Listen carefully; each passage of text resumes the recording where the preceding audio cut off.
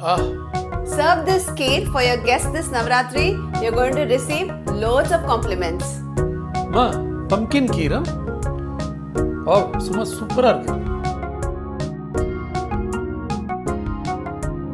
Vango, I'll show you how I make tasty pumpkin kheer.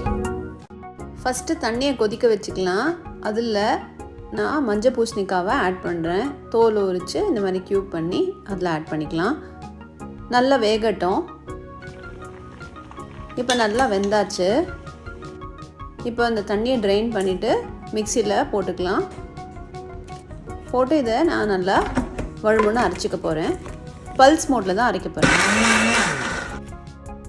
இப்போ இதில் கொஞ்சம் date powder, நீங்கள் ரெகுலர் சுகர் கூட ஆட் பண்ணிக்கலாம். அதோட கார்டமம் பவுடர், அப்புறம் பால், இது மூணுத்தையும் சேர்த்து திருப்பி வழுமுன்னு அரைச்சிக்க போகிறேன். பல்ஸ் மோட்டில் தான் அரைக்க போகிறேன்.